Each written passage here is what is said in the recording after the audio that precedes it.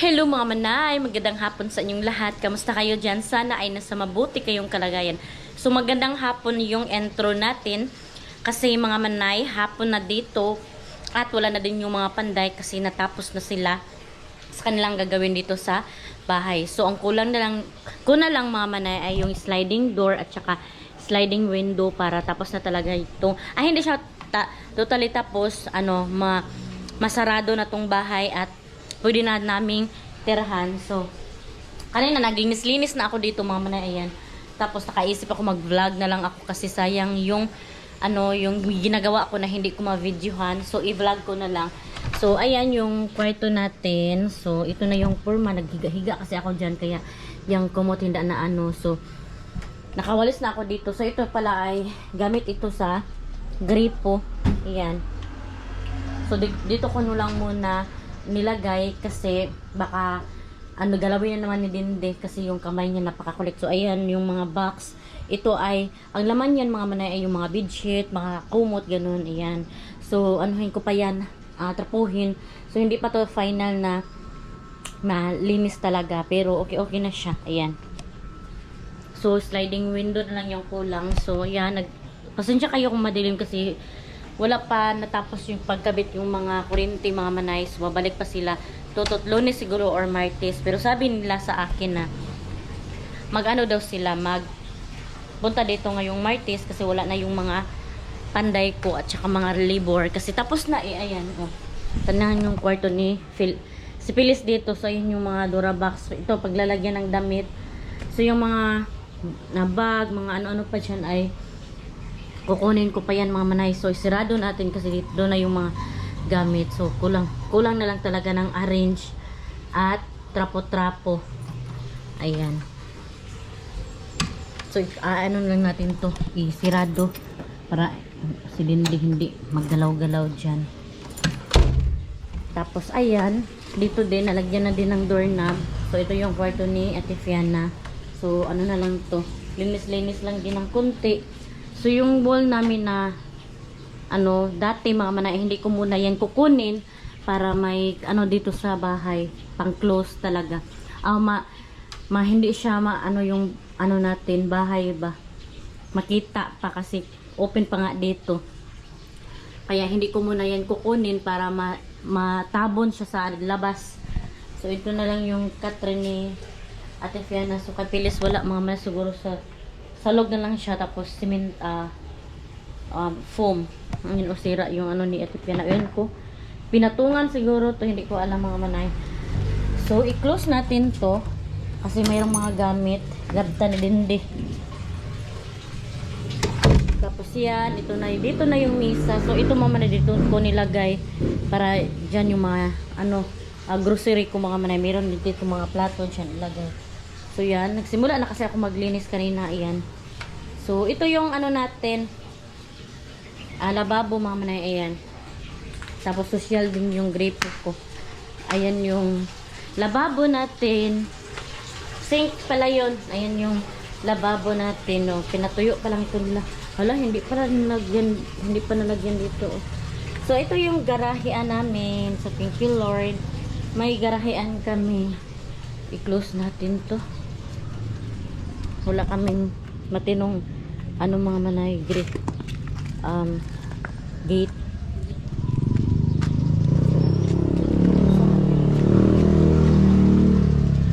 Nalak ko pala to siya mga manay. Nalak ko ang motor ko. So i-close natin tong gate natin. Yung motor ko dyan lang muna yan. Ko lang yan mamaya. Parang nasa gitna siya ng kasada. So ito lang yung gate natin. Ihikot niyang yan, ganyan lang mga manay.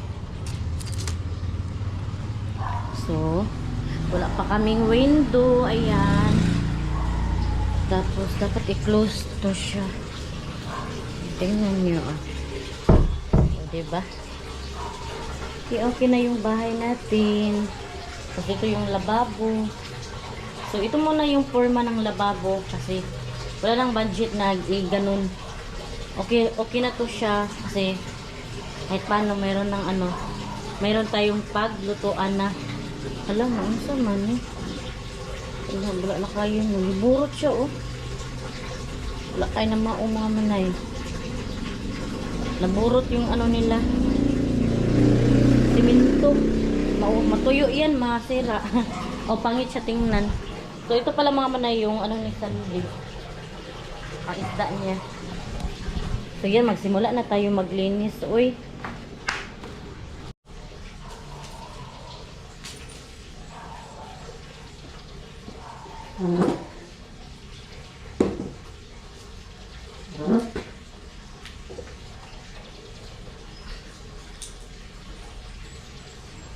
Wala pang ilaw mga manay.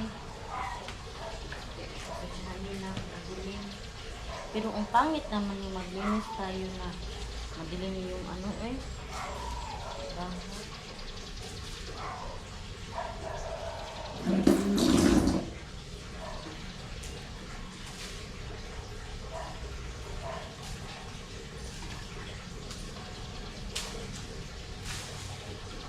Hindi na pala ako nag-video mga manay na naglinis kasi madilim na.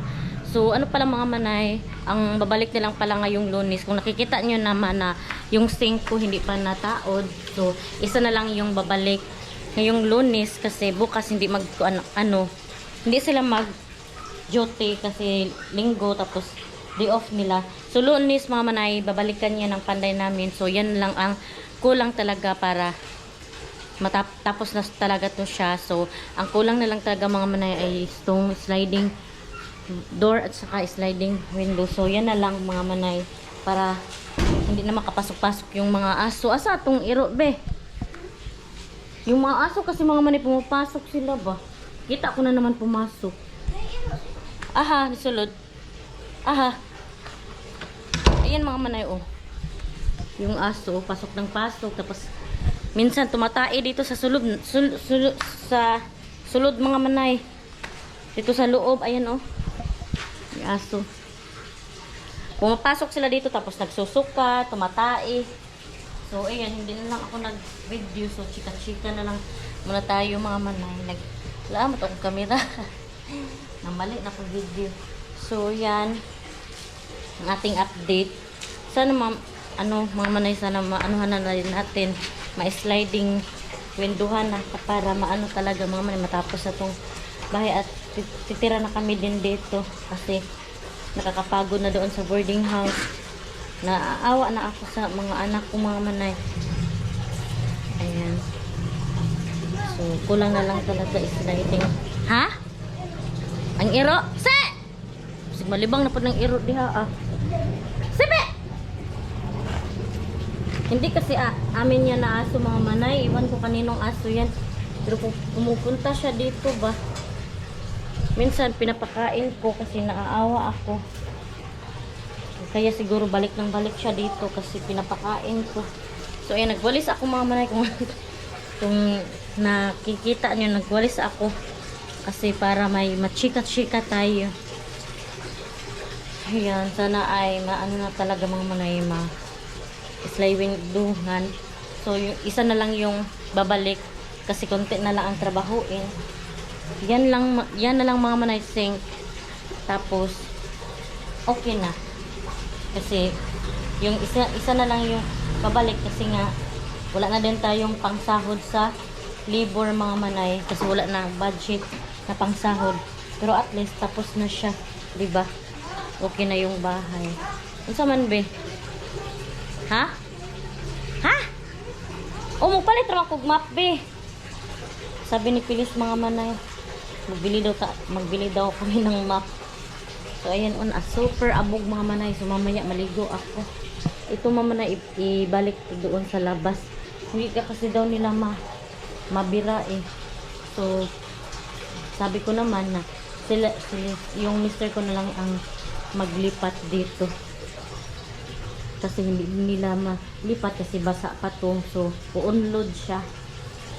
So ayan yung update natin. So magtapos muna ako maglinis mga manay. So yung ref mga manay dito na pala. So dito ko lang yan ilagay. Kasi dito yung kitchen para pag magluto-luto ay matik na tayo dito. kukuha ng pagkain. Tapos dito ko ilagay yung gasol. Okay lang naman siguro. Hindi naman masyadong malapit, 'di ba? So yun, tapusin ko muna itong mga manay para makaligo na din ako. So hello mga manay, nagsampay na ako pala ng mga nilabhan ko, ayan. So ito yung mga panty at saka damit ni Pilis. So tatapusin ko muna ito pagsampay kasi para matapos na yung ating mga gawain dito sa bahay. Ayan. So ipataas ko muna itong camera mga manay. So dito muna yung ano natin. Update. Kasi wala nang panday ngayon mga manay. Umalis na kasi sila.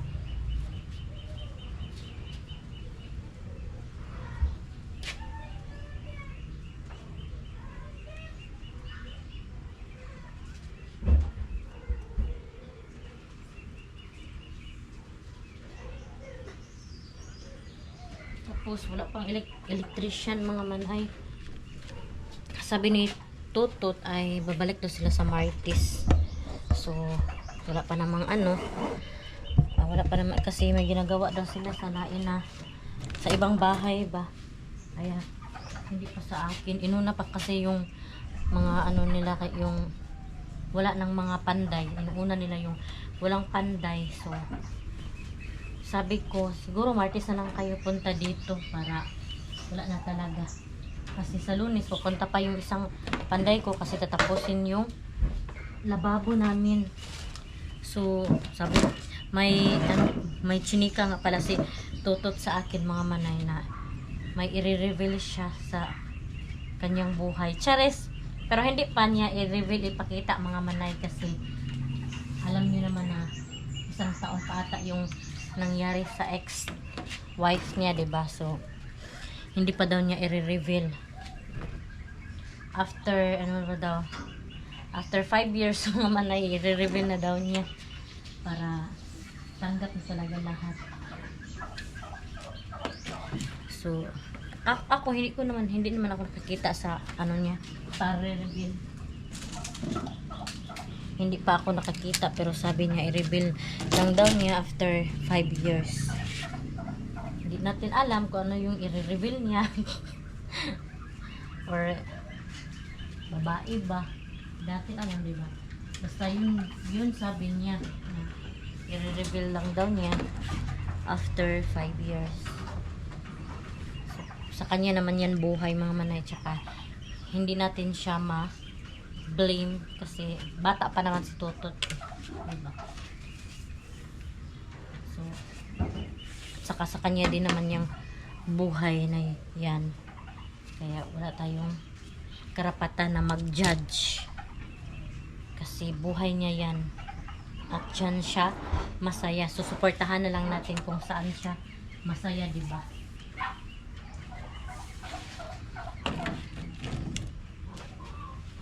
Yan lang yung mga chika-chika namin yung manay. Tsaka naawa din ako sa kanya kasi alam nyo naman na siya na lang yung mag-isa, siya na lang yung nagtaguyod sa dalawa niyang anak. So, kaya, iyon, sinabihan ko siya, natulungan niya ako sa bahay na maanon sa electrician para may pira din siya, diba? So, nag-ano pala ako mga ito, may bagong labhan na naman, ayan. Tapos, ayan, magwaswas ako mga manay, hindi pa tapos mga pantalon. Waswas ko pa yan. So, natapos na tayong magsampay. Saan ba yun? Ayan, tapos na. Tapos yung mga pantalon na naman yung iwaswas natin. So, tatapusin muna. Ito. So, yun mga manay, nag-dryer na ako. Dryer ko na yung mga pantalon na nilabahan ko. Hindi ko na lang pinakita sa inyo na nag-video ako. So, punta muna tayo sa bahay mga manay kasi ando naka-charge yung cellphone ko. Ay, ang yabid eh. Nilak ko kasi yung bahay mga manay. Nilak ko yung mga kwarto kasi si Dindi mga manay pumapasok siya ba. Nangingialam ng mga gamit. Tapos, anuhin na lang namin. Intindihin na lang mga manay kasi special charge siya. Tapos ano kasi siya, hindi natin maano yung, hindi natin makontrol yung ugali ng mga special child kasi kapag sinasabihan mo, magbalingag-ngag pa din yan sila. Hindi yan sila makikinig. Kaya wala tayong magawa. So, tayo na lang ang mag-adjust. Tinignan ko yung camera mga manay kasi baka naiba na naman yung setup ba, kasi yung minsan yung setup ng camera ko ay sabi nila lingin daw yung mukha natin. So yan, ginanito ko yung ano mga manay para iwas abog. So nagkatol pala ako kagabi kasi daming lamok mga manay. So yan oh, trapuhin pa yan natin. So walang duty ngayon mga manay kasi linggo. Tsaka malit yung upload natin mga manay kasi nag-stack kasi ako ng video para madami tayong upload araw-araw. So kahapon hindi ako nakapag-upload kasi maraming kaganapan. Charis, ano yung ano ko, gusto kong mag-relax pa kasi kahapon kaya wala akong upload. So ito ay malit na naman yung upload natin kasi nag-stack ako ng ano, mga video. So ito na yung update natin, ayan. So yan, yung kwarto. Yan yung ano, lababo natin, oh. Sa Lunes, mga manay ay ano to ng panday, tapos ito na lang kasi yung last. Tatapusin ito ng panday. Ano abri man ni Derry? Kuha na po ni Dindi siguro. Ayan mga manay, nawala yung ano dito. Baka kinuha na naman ni Dindi. Shopee ko to binili mga manay, napakatibay oh. Nangingialam kasi yun si Dindi. Eh, nainis na talaga ako. Eh, makapal siya mga manay. Gustong gusto ko talaga. Tapos dito, ayan. So, gusto ko nga sana mga manay, gano'n na yung lababo. Pero wala ng budget. So, ito na lang muna. Temporary. Tapos, hindi pa nga makatiles. Importante may ganito at saka may gripo. So, ito yung ref. So, bigay ito ni Mami MD sa amin. Wedding anniversary niya sa amin. So, ayan yung mga souvenir. Ito sa church namin. Ito mga bigay ito ng kaibigan ko. Ito yung nagninang ako. Nung pumunta ako ng Boracay. Ayan. Ito kamigin. Ito birthday. So, yun. Pasok muna tayo mga manay kasi nag-edit. Nag-upload kasi ako ng video. Nag-upload ako ng video mga manay. Ayan yung show natin mga manay. Nag-upload ako ng video tapos nag-charge ako dito. Tapos dito lang ako nagpunta kasi malakas yung wifi dito. Tapos ngayon mag-upload na naman tayo. So yan mga manay, siguro dito ko na lang muna i-end ang aking vlog kasi mag-i-edit ako ng video tapos upload na naman, tapos mamaya na naman mag-video na naman ulit tayo. Sa ganyan ang buhay vlogger. So i-career ko na talaga tong pagbablog mga manay kasi ito lang yung pagkikitaan ko, tapos kunti na lang din sahod ni Mr. So kailangan magtiyaga talaga tayo at maningkamot mga manay, magsikap para sa ekonomiya, char. So yan, thank you so much sa mga nanonood. Sa mga hindi pa pala nakasubscribe, please subscribe my YouTube channel and click notification bell para updated din kayo sa aking next video. See you in my next vlog mga manay. Bye bye and God bless. Ingat po kayo parati.